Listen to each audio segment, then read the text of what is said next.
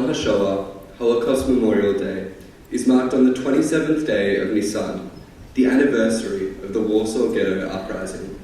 In Hebrew, its full name is Yom HaShoah Ve'Gvura, the Day of Remembrance of the Holocaust and the Bravery.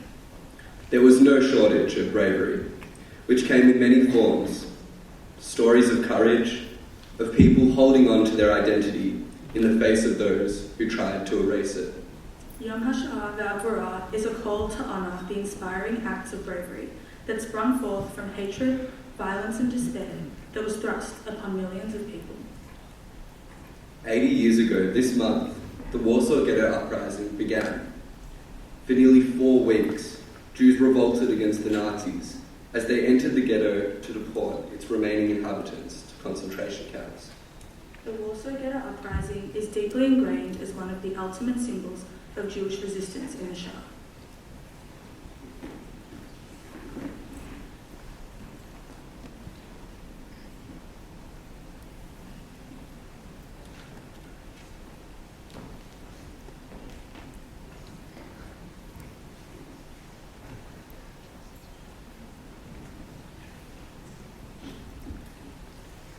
The Nazis believed that Germans were racially superior and that the Jews were deemed unworthy of life. There were roughly 9 million Jews in Europe at the time, with a dynamic and highly developed Jewish culture. Nazi propaganda called them the Jews, based on myths and stereotypes. In reality, there was no such thing as the Jew.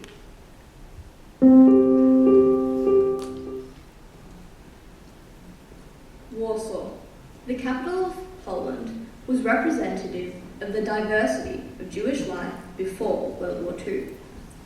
1 in 3 of Warsaw citizens were Jewish. Its Jewish community was the largest in Europe and the second largest in the world. Jews could be found in all walks of life.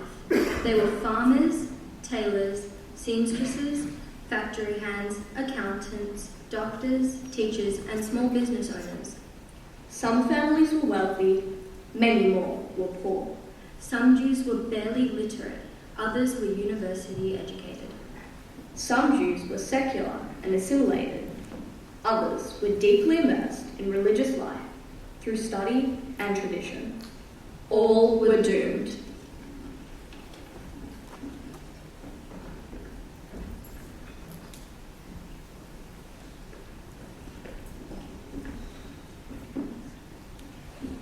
The incredible diversity of Europe's Jewish population is recorded by Russian-American photographer Roman Mishina.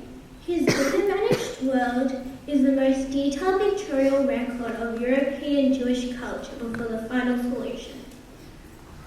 As you view these remarkable images, we invite students from the Year 7 to 9 choir to sing a well-known Yiddish song. It describes children learning the Hebrew alphabet, symbolic of passing down the Jewish tradition from generation to generation. The song concludes, when you grow weary and old, you will understand that this alphabet contains the tears and weeping of our people. When you grow weary and burdened with exile, you will find comfort and strength with the Jewish alphabet. The pictures and words paint an image of this vanished world.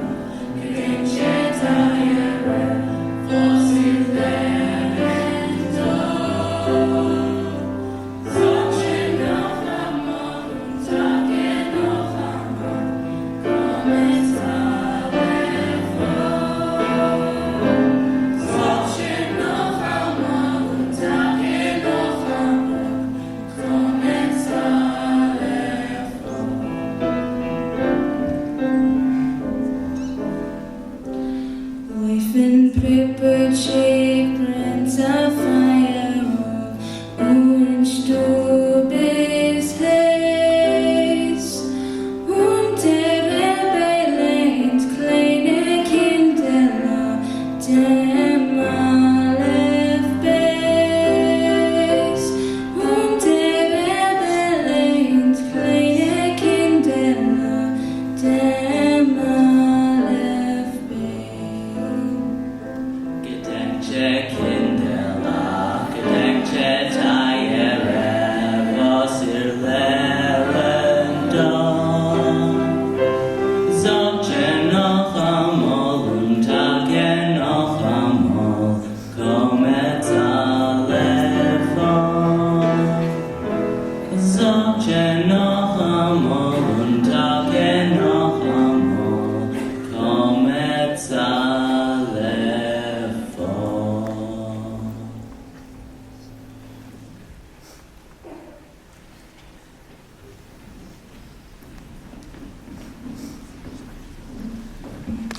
The systematic, state-sponsored persecution and murder of 6 million European Jews by the Nazi German regime took place throughout Europe between 1933 and 1945.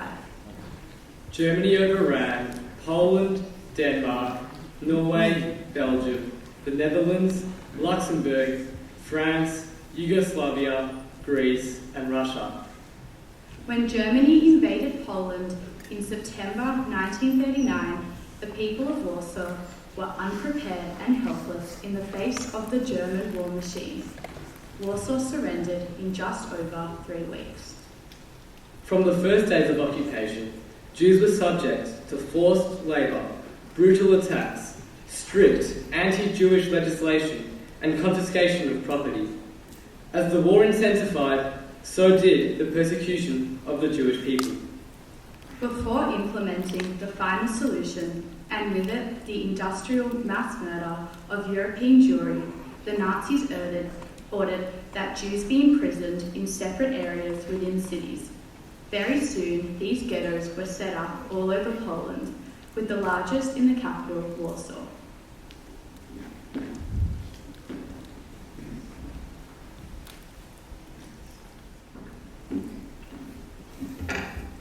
In November 1940, a ghetto was established in the heart of the Jewish quarter of Warsaw. All Jewish residents were ordered into the designated area, which was sealed off from the rest of the city. Jews were forced in quickly. They could only take with them possessions they could carry. Their living conditions were abysmal and there was barely any food to eat. The ghetto was enclosed by a wall over 3 meters high, topped with barbed wire, and closely guarded to prevent movement between the ghetto and the rest of Warsaw. At its peak, there were over 440,000 Jews crammed into the ghetto. Conditions within the ghetto were terrible. Malnutrition, overcrowding, and disease were rampant. The Germans used brutal measures against smugglers, including executions. 1 out of 5 inhabitants perished within the ghetto walls.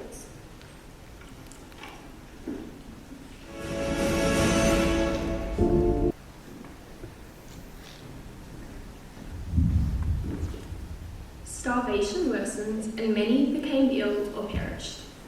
Even in these conditions, many risked their lives to help others and continue religious traditions, cultural activities, and children's education. This was done in an effort to preserve Jewish pride and humanity in the ghetto. During the Holocaust, there were many types of resistance. The use of weapons, partisan activity, and planned attacks on the Nazis were known as armed resistance. There were also many examples of unarmed, cultural or spiritual resistance. Maintaining family life and cultural traditions was a form of spiritual resistance, a sanctification of life, of outliving the Nazis' attempt to destroy the Jewish people. The creation of schools in the ghettos, writing songs, drawing, keeping diaries, and maintaining religious customs helped Jews grapple with the physical terror. To maintain their identity as human beings was to defeat Nazi dehumanization and degradation. Physical survival now carried a spiritual element as well. One such heartbreaking defiance was by the leader of an orphanage in the Warsaw Ghetto. Janusz Korczak was a Polish Jewish educator and writer who dedicated his life to the care of children. We now invite him to describe his life's acts of heroism.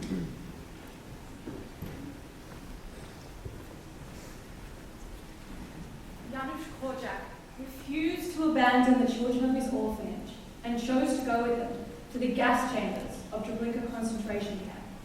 He lighted them up in rows of four. The orphans were clutching onto flasks of water and their favourite books and toys. 192 children and 10 adults were counted off by the Nazis. Korczak stood at the head of his wards, a child holding each hand. One child held a flag with the Star of David, set against a white field on the other side. They marched through the ghetto to the Umschlagplatz, where they joined thousands of people waiting in the boiling August sun. There was no shade, water, or sanitary facilities. There were none of the cries or screams usually heard when people were forced to board the train cars. The orphans walked quietly in rows of four. One eyewitness recalls, "This was no march to the train cars, but rather a mute protest against the murderous regime. A process the likes of which no human eye had ever witnessed. Korczak was with his children to the end. All were gassed at Treblinka."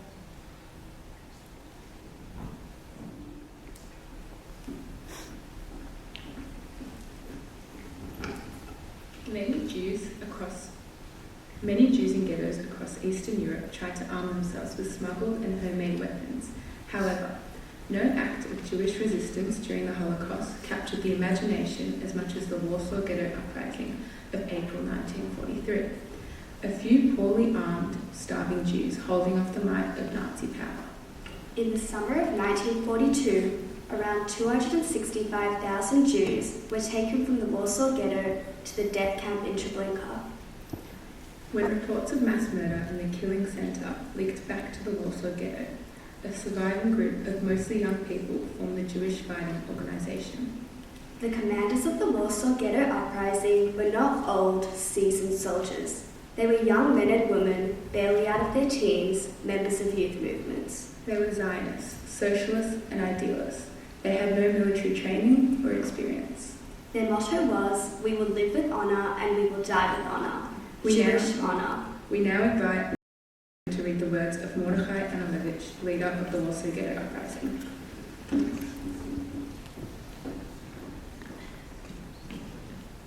is impossible to put into words what we have been through. One thing is clear. What happened exceeded our boldest dreams. The Germans ran twice from the ghetto. One of our companies held out for 40 minutes, and another for more than 6 hours. It is impossible to describe the conditions in which the Jews were living. Only a few will be able to hold out. The remainder will die sooner or later. Their fate is decided. In almost all the hiding places in which thousands are concealing themselves, it is not possible to light a candle for lack of air. With the aid of our transmitter, we heard the marvellous report on our fighting. The fact that we are remembered beyond the ghetto walls encourages us in our struggle. The dream of my life has risen to become fact. Self-defense in the ghetto will have been a reality. Jewish armed resistance and revenge are facts. I have been a witness to the magnificent, heroic fighting of Jewish men in battle.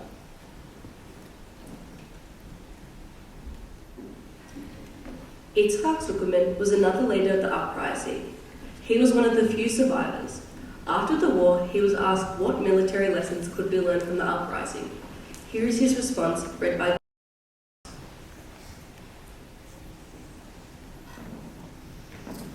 I don't think there is any need to analyse the uprising in military terms. This was a war of less than 1,000 people against a mighty army, and no one doubted how it would turn out. This isn't subject for study in military school. Not the weapons, not the operations, not the tactics. If there is a school to study the human spirit, then it should be a major subject.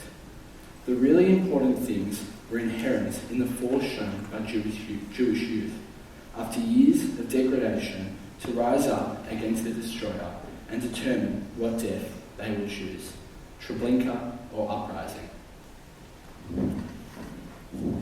The Nazis planned to liquidate the Warsaw Ghetto in 3 days, but the ghetto fighters held out for more than 4 weeks. Although the Nazis' military prowess proved too powerful for the prisoners' efforts, it became a symbol of resistance that counteracted the narrative that Jews went to their deaths without a fight. We now invite Isaac Artescu, Jerry Bigorski, Giddy Dak and Josh Gunn to sing a Yiddish tune, a song written after the horrifying massacre of children in the ghettos and concentration camps of Lithuania in 1943.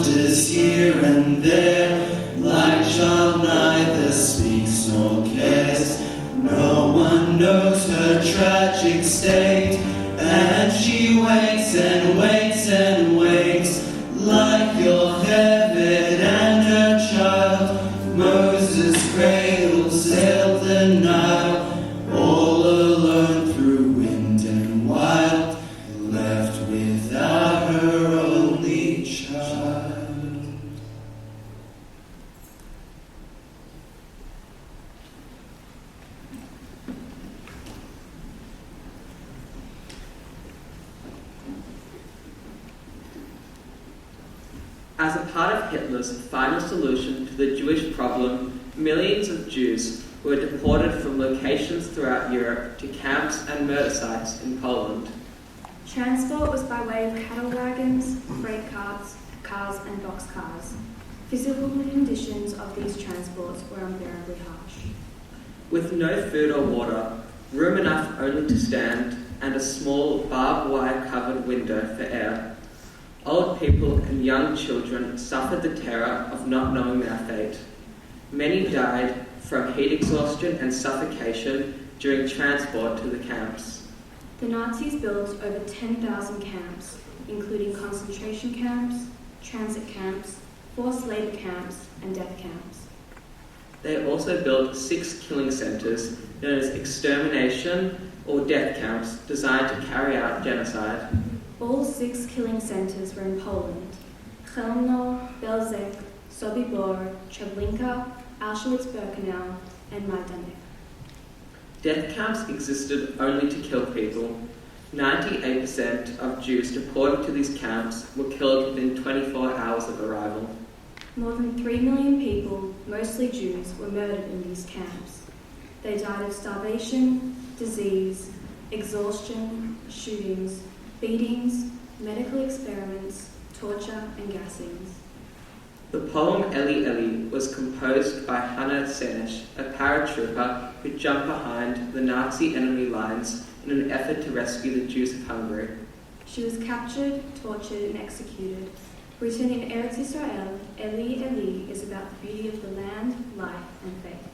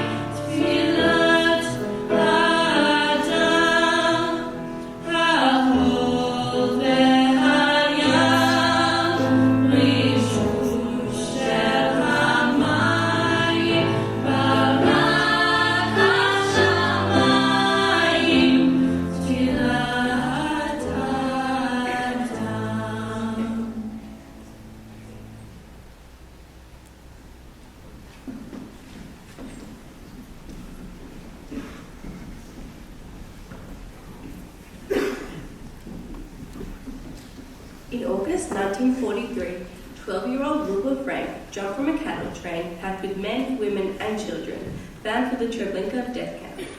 She had already survived 2 traumatic years in the Białystok ghetto in the care of virtual strangers, but was still wholly unprepared for the hostility and danger she faced alone. Famished and terrified, she wandered through fields and villages for 5.5 weeks, begging by day and huddling in the forest by night.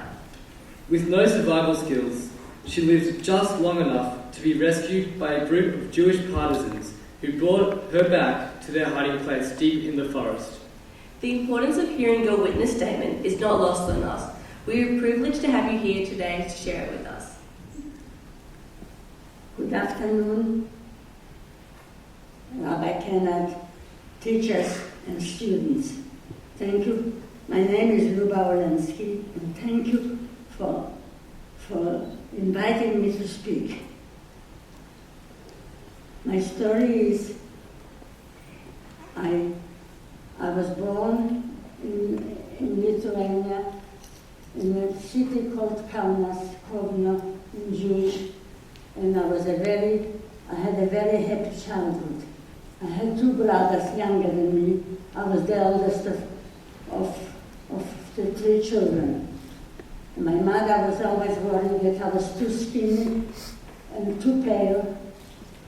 And when my father decided to go to Białystok, to see his family, she thought I should go with him and have a holiday because it was June and school holidays. I went to Yavne for girls and everything was in Hebrew. Every subject was in Hebrew. My father was a very religious man. He studied in Slobodka Yeshiva for many years. And then he became a successful businessman. When I traveled with my father to Bialystok, I spent all night. Yes, thank you.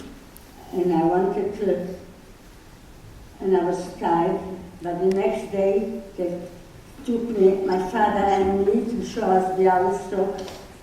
And before Shalosh Sudot,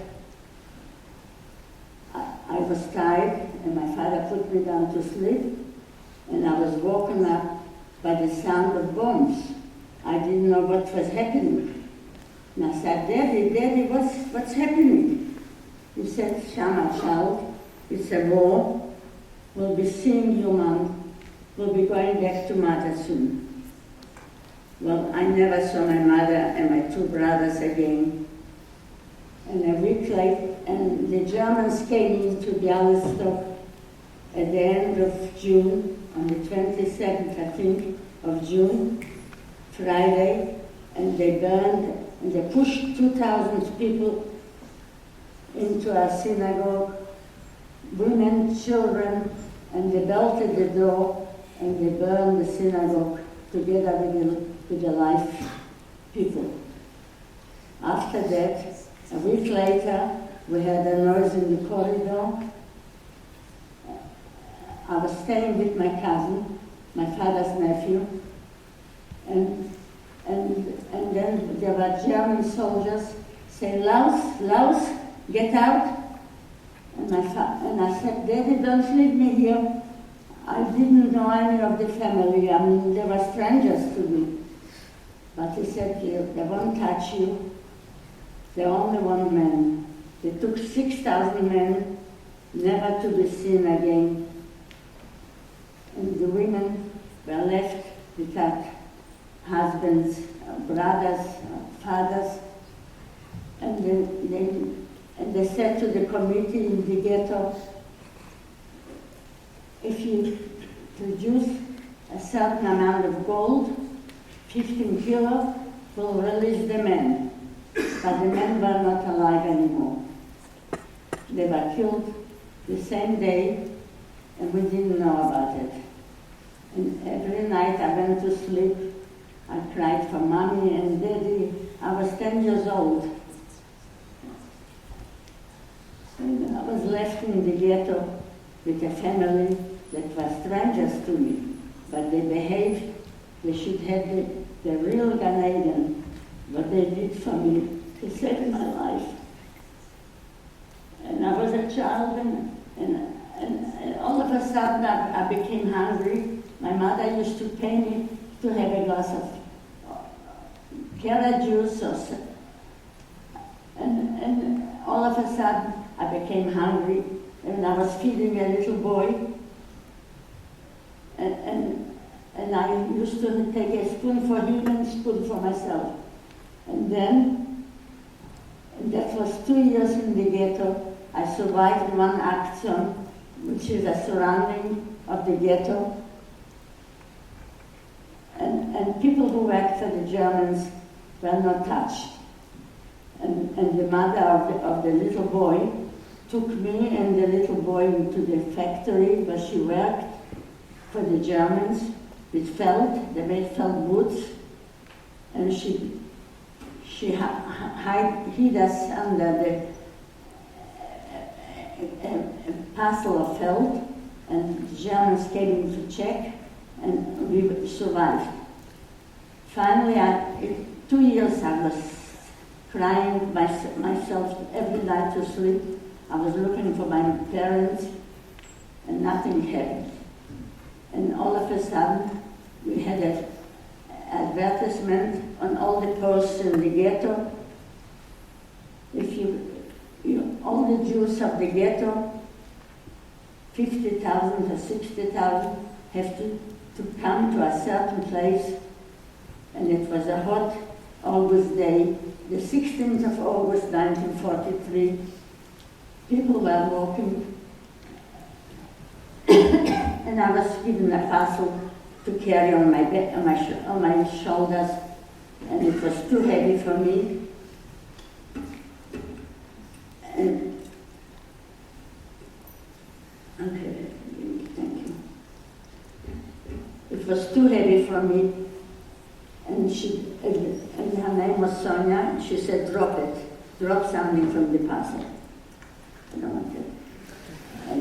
And in the end, we reached the place where 60,000 people were surrounding, and all I can hear is women calling out, looking for a husband or for a brother or for a son.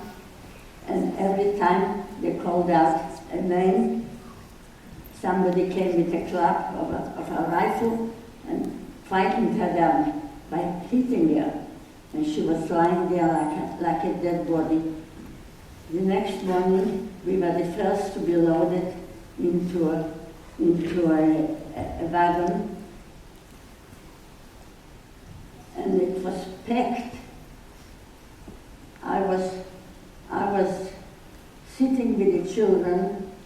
I was 12 by then, after 2 years in the ghetto, and I was sitting with the children, and all of a sudden somebody got up in the train. It was a cattle train, and said, "Brothers and sisters, you should all know that we are not going to a labor camp, we are going to extermination camp." I didn't know what extermination means. We are going to Treblinka. Nobody comes out alive from Treblinka. And the man that I was living in the ghetto with got up. He was a brother-in-law, and he got up and he said he wants to jump. He said, "Anybody who can jump, who wants to try and jump, maybe he will stay alive."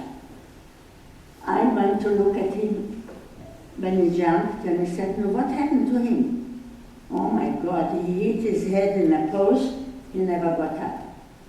Before he jumped, before he went through that little window, he was a big man, he gave his jacket to his wife, and they said to me, little girl, move away, let the grown-ups jump." And all I said is, "How do you know?" And when I said that, "You want to jump? You have to jump now." And two boys, two teenagers came over to the wife, Dvora, her name was, and she said, and they said, "If that girl jumps, we'll look after her."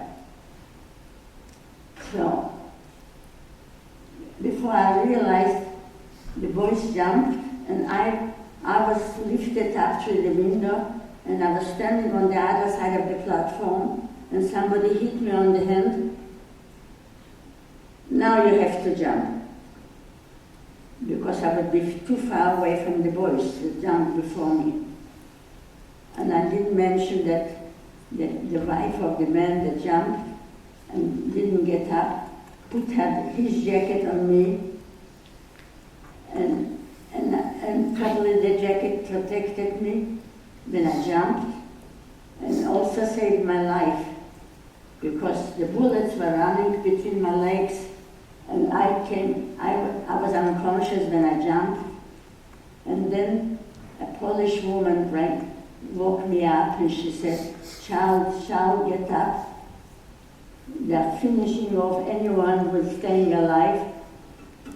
And look, here are your Zhitkis, your Jewish people by the forest.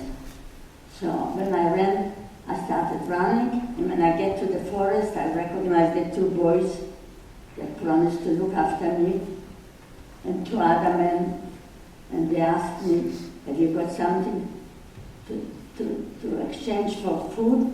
I said, I don't know, have a look in the jacket. And when they looked in the jacket, they said yes. After that,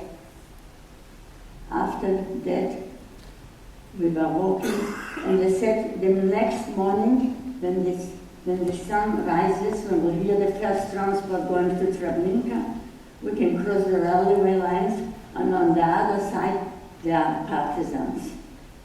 And they are Jewish partisans. And I left it all to them. And we got up the next morning. We didn't get up. We were sitting through the night. And as soon as it got daylight and we had the first transport going by the railway, we crossed the railway lines and there was not a soul. The sun just rised. All of a sudden, one shepherd with a stick shouted, excuse my language, bloody Jews, you've got no right to be alive. I'm taking you to the Germans. And the four fellows ran away and I couldn't keep up with them. And he caught me and he's schlepping me to the Germans, to the elders of the village. And I started begging him, I'm a child, I did nothing wrong. It didn't help. When I saw them running away, it was one of the worst moments in my life. I thought I was the only Jew, that I'm suffering for all of them. All of a sudden, it occurred to me, I ran up, he was holding me for the back, and it occurred to me that I should run out of the jacket, and I did. I ran out of the jacket. It was too big on me. I was skinny, and he, instead of chasing me, started looking what's in the jacket. And I ran away. All I wanted is to meet the first Jew, and I thought I was the only Jew left in the world. And wherever I came to the first village, they told me they were here half an hour ago. They asked for food. We gave him a piece of bread and told them to get lost. For 3 days, I was in chase of them. When it came nighttime, I was sitting at the edge of the forest, bundled up, and it was getting a bit cold because the jacket was gone. And on the third day, they told me, oh, they were caught last night and taken to the Germans. And now I knew that I was the only Jew left in the world. And that was a terrible feeling for a 12-year-old girl. I had no one to turn to. I was sitting all night at the edge of the forest, and I didn't understand that I shouldn't go out in the daylight. And people saw me, and it was potato digging times, and I went to the fields where the potato diggers, and the women felt pity on me, and they said, and the boy said, let her hand in. We can get a kilo of sugar for her. If you hand in a Jew, you can get a kilo of sugar as a reward. And they said, no, leave her alone. She's a child. She done nothing wrong. And they left me the leftover from their food. And that's the only time I could eat. Is baked in the ashes, baked potatoes. And that's how I was going around from village to village, and nobody took me in. The dogs were after me. I acquired a stick to get rid of them. One day I went to a village, and a woman said, come in, child, I'll give you something to eat. You go to the barn. When I'm coming to feed the pigs, I will bring you something to eat. And I thought I'll survive like that. And on the third day she said, oh, everybody heard about you. The Germans are looking for you. They're going from house to house. But before you go, I want your clothes.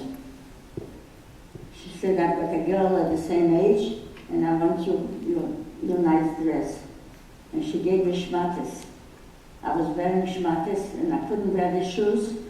they gave me shoes on heels, and I was wearing them on my shoulder. And then she chased me out of the house, and I was going like that for 5.5 weeks.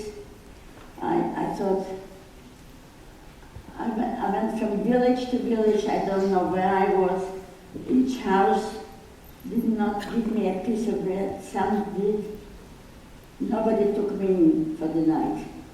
And I had to go back to the forest by myself. And I don't know how I survived. 5.5 weeks, it looked like eternity. And the last night, when I went to their village, nobody took me in, nobody offered me bread.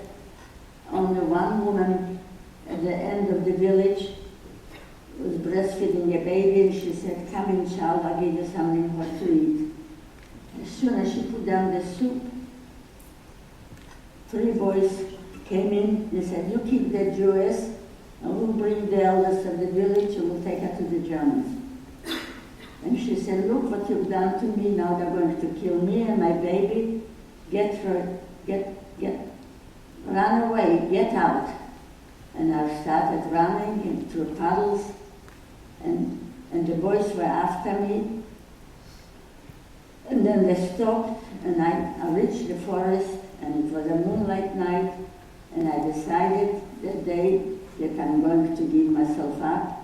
Maybe I'll be lucky to be sent to a concentration camp.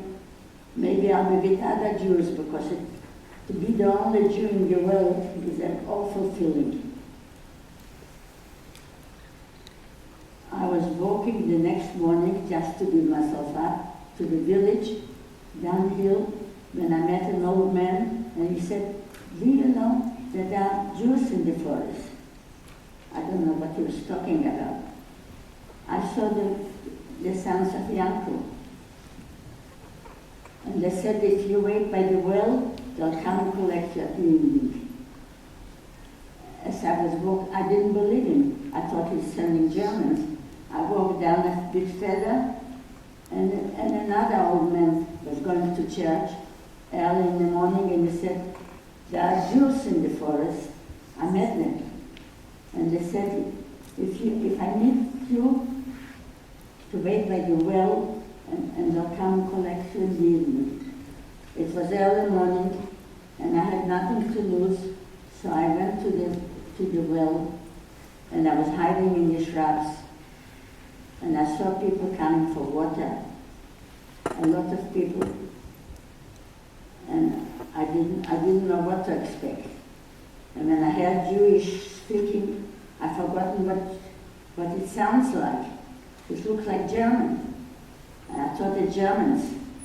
And then when I saw how they were dressed, so I knew it's Jews. They took me to their camp, and they fed me hot food by a fire, and I fell asleep with my stick. And they fed me, and they said, "The king is not here. We went to get some food for all of us." I didn't know what the king means, but when they woke me and they said, "The king is here," I didn't realize, and that was my future husband. And I got up, and he touched me by the ribs, and he said, "She'll live." And he gave them orders to clean me, to wash me, and I had pus on my feet. Anyway, and then it became a partisan group. They were fighters. The Russian partisans joined our group, and whoever was grown up and not children, not old people, but they took a cook, a friend of mine, also Luba, and she said she'll only go if I'll be allowed to go with her. She wanted to protect us all. So the Russians joined our group, and we got orders from from the Zhukov was one of the partisans that conducted all the partisans. And we walked one night 30 kilometers in order to do sabotage. And they exploded a bridge. They tore up a bridge so the Germans couldn't cross the water. They did a lot of damage. And I was still with the partisans a whole year after they found me. That was 43. We were liberated in the end of 44. And then I found a telegram from Australia that my cousins are looking for somebody alive. And I said, I wrote to them that I'm the only one alive. And that's how I finished up. I came to Australia in 47. And my message is to the young people, never to forget what happened to us. Never to forget the Holocaust. My advice to you is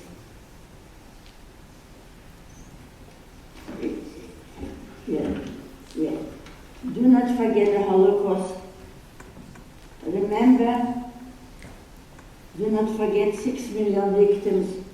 Do not forget the bravery of all the survivors, of those who went through hell and survived. And I'm here to tell the story, and I've God rewarded me that I've got 3 children, 7 grandchildren, and 6 great-grandchildren. And I want them to come on stage. Jack? Huh? Okay. That's my son. Take off your mask. Yeah? And Edith? And my granddaughter and my Joel. You heard my story? Yeah. Yes. God rewarded me, and I've got somebody that I can be proud of. Yes. My children, my grandchildren, I've got 3 children and 7 grandchildren and 6 great-grandchildren. Yeah. She's my oldest grandchild, great-grandchild. She's your oldest. Yeah. And this is my oldest granddaughter. She also went to Moscopus. And all my children went to Moscopus, and my grandchildren. And here on the screen contains the names of family members from within our Scopes community who perished in the Shoah. We now light the 6 memorial candles. By lighting these candles, we honour and pay tribute to the 6 million Jewish men, women and children who were murdered at the hands of the Nazis. We would like to invite the following survivors and their grandchildren to light candles on behalf of the Scopes community. Mr. Alex Sanyiheimer, place of birth, Berlin, Hungary. A survivor of the Warsaw Labour Camp, accompanied by his great-grandchildren.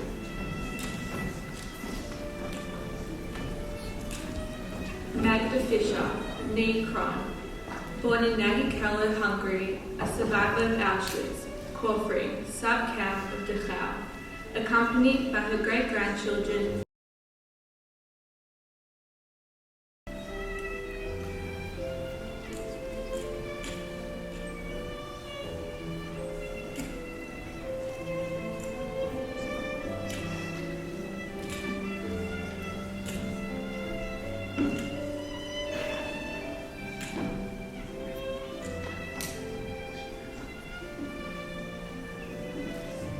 Helen Steinberg, born in Melbourne.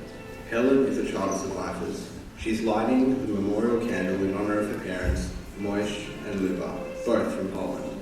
During the liquidation to Treblinka, Moish escaped and hid in the forest with the partisans. Luba also hid in the forest. Her husband and child perished in the Holocaust. Helen is accompanied by her grandchildren.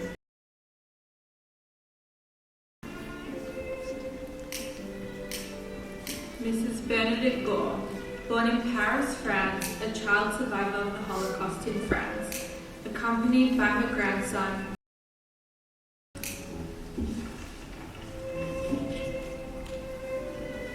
Mrs Luba Olenski, born in Keyn, Lithuania, a survivor of Warsaw Ghetto.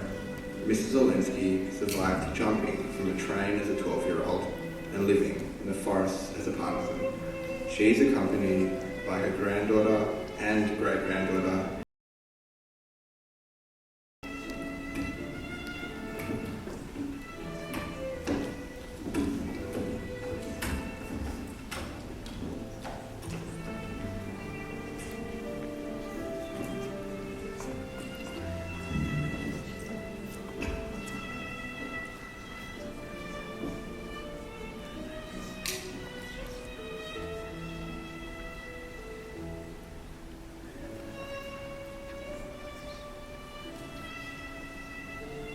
Mrs. Iriad K, in memory of the Schreiber family. Moshe and Rachel Schreiber were born in Czechoslovakia and Hungary, and Ernest Schreiber was born in Poprad, all killed in Auschwitz, accompanied by their grandchildren.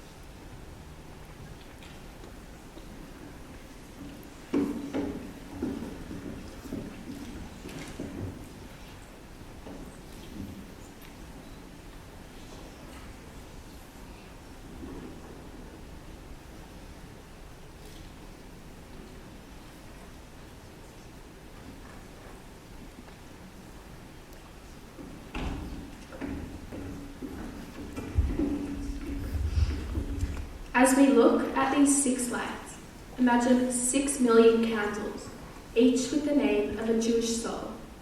Lechol ish yesh shem. Each candle signifies a unique and precious person who struggled and had hope, who was a part of a family, who loved, laughed and cried. All were part of the Jewish people. Each one was unique.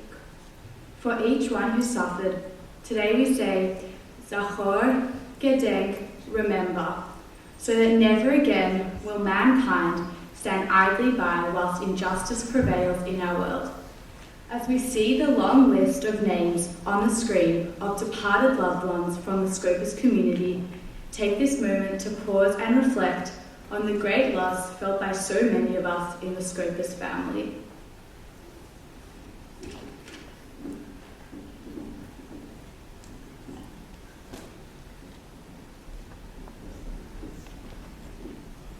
Please stand for El Malay Rachamim, which will be recited by Rabbi Kenan, and Kaddish intones by our Jewish life captain. Kaddish will be followed by the Partisan Song. El Malay Rachamim, Dayan Almanot, Va'avi Yatomim, Alna Techesher V'Titapeg, L'Dam Yisrael Shenishpach Kamayim, Hamitzei Menucha Nachona, Al Kanfei HaShekhinah, במעלות קדושים וטהרים, כזו הרקיע מאירים ומזהירים, ונשמותיהם שרבבות אלפי ישראל, אנשים ונשים, ילדים וילדות, שנהרגו ונשחטו ונשרפו ונחנקו ונקברו חיים, בארצות אשר נגע בהם יד הצורר הגרמני וגרוריו. כולם קדושים וטהרים, ובהם גאונים וצדיקים, ארזי הלבנון, אדירי התורה. בגן עדן תהא מנוחתם, לכן בעל הרחמים יסתירם בסתר כנפיו לעולמים. ויצרו ברצרו החיים את נשמתם. אדוני הוא נחלתם, וינוחו בשלום על משכבם, ונאמר אמן. יתגדל ויקדש שמי רבה. בעלמא דברה חירותה וימליך מלכותה. בחייכון ובימיכון ובחי לכל בית ישראל, בגלה בזמן קריב ואמרו אמן. אמן. יהי שמי רבה ברך לעולם ולעולמי. יהי שמי רבם ברך לעולם ולעולמי עלמיה. יתברך וישתבח ויתפאר ויתרומם. ונעשה ויתהדר ויתעלה ויתהלל. שמי דקודשה ברכו. לעילה מן כל ברכתה ושרתה ותושבחתה ונחמתה תאמרם בעלמא ואמרו אמן. יהי שלמה רבה מן שמיים וחיים עלינו ועל כל ישראל ואמרו אמן. עושה שלום במרומיו, הוא יעשה שלום עלינו ועל כל ישראל ואמרו אמן. We now invite all Year 7 students to come on stage to sing the partisan hymn Zog nicht keyn, Never Say This Is the End. This song was written by Hirsch Glick, who lived in Vilna, Poland. The Partisan Song has become an anthem and is sung at Holocaust commemorations throughout the world. The ultimate form of resistance was survival.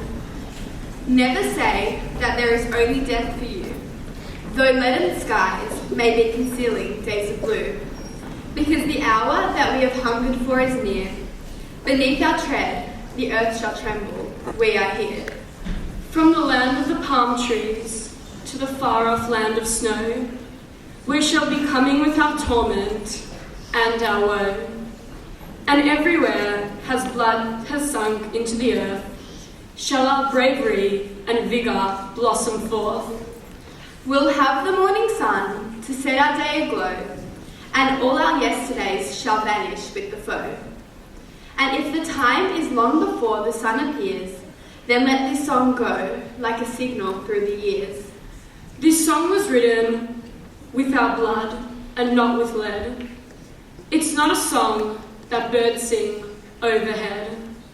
It was a people among toppling barricades that sang this song of ours with pistols and grenades.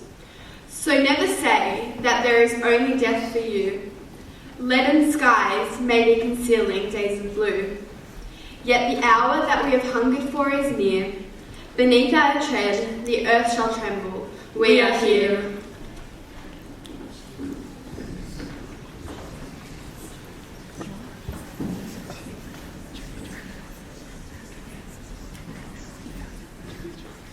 Please rise.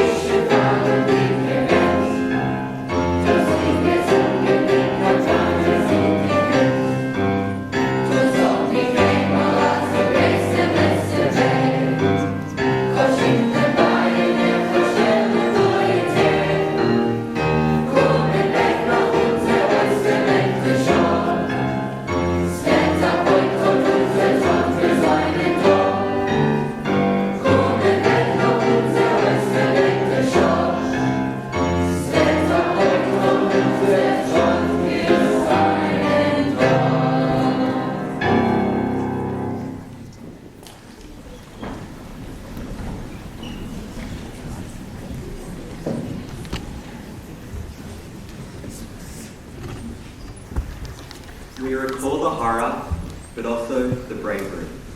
Acts performed by ordinary people in extraordinary circumstances. May we honour them and be guided by their example. Zivia Lebedkin was the leader of the Warsaw Ghetto Uprising. She was the only woman on the high command. And leading a group of fighters through the sewers of Warsaw, she took part in the Polish uprising. After the war, Zivia organised and joined the illegal immigration of survivors to pre-state Palestine. In Israel, she married Yitzhak Zuckerman, the Warsaw Ghetto Uprising commander.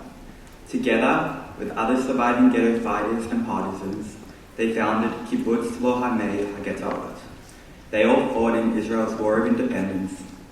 Zivia had 2 children.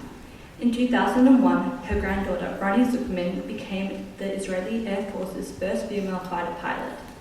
The story reminds us that despite what our people have endured, Od lo avda tikvatenu, our hope was never lost, and Am Yisrael Chai, the Jewish people lives.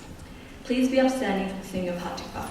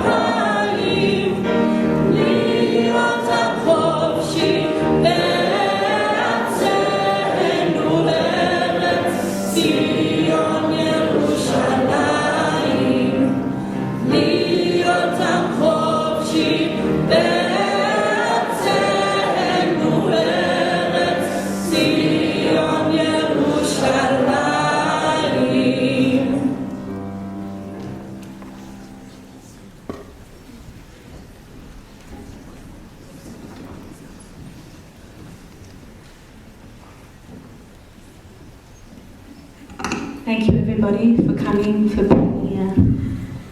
And thank you particularly to our survivor, Luba, for sharing your words, and for all the special guests that we have with us today, for making the effort to listen and to honour and to remember.